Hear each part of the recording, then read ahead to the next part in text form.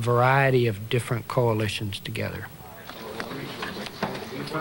Perhaps the most important member of the coalition was a somewhat reluctant Secretary of Defense.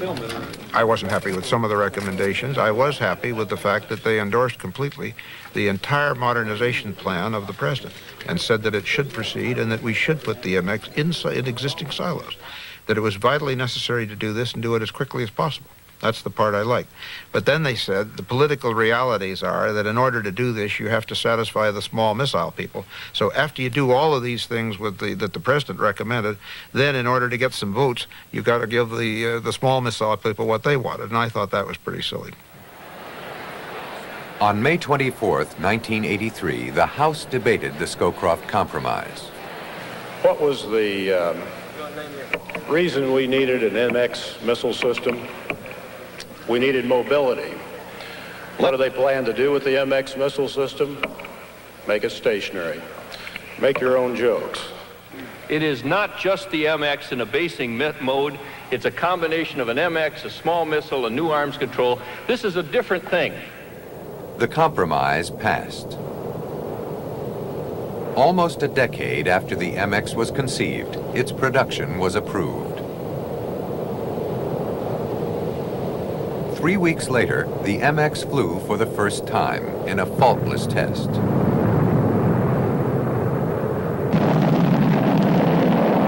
But almost immediately, the political compromise that gave birth to the missile began to fall apart.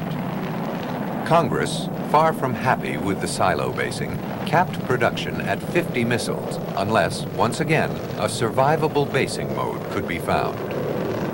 The Air Force, faced with the same old problem, revived an old favorite, a train, to be kept parked on air bases and sent out onto the nation's railroads in times of crisis. The train would move about the rail system or be secretly stopped in various locations, and if the president chose to launch one of these missiles, the top would come up, the missile would erect, and the crew would launch the missile. What the Air Force would like is as many MXs as it can get deployed as cheaply as possible. Their first choice would be to put them in Minuteman silos.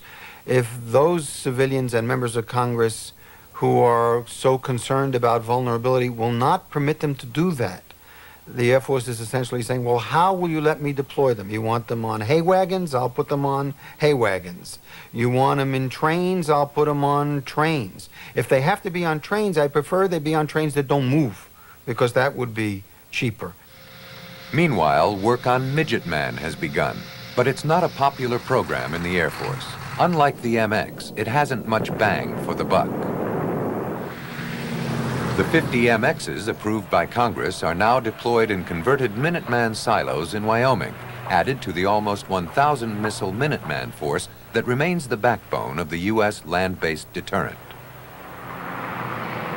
The future of both the Midget Man and the rail-based MX, very different solutions to the missile vulnerability problem, lies with the new administration.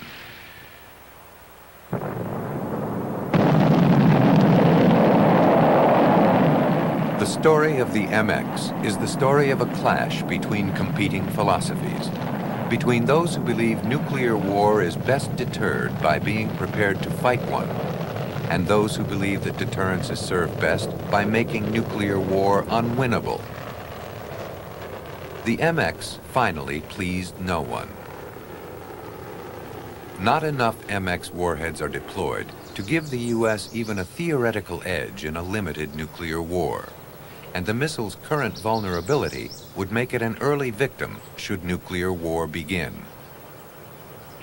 The 50 MX missiles now buried beneath the Wyoming range, despite their awesome power, have become almost a strategic irrelevancy, a legacy from an earlier nuclear age.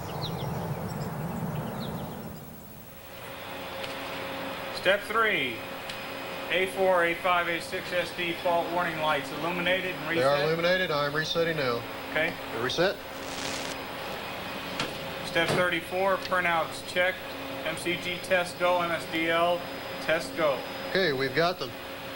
Flight address select switch is off. Okay, flight address is off. Click a launch option required number. Okay, we've got the required number set. Target select is 1. 1 is set. Time selector is IBIT.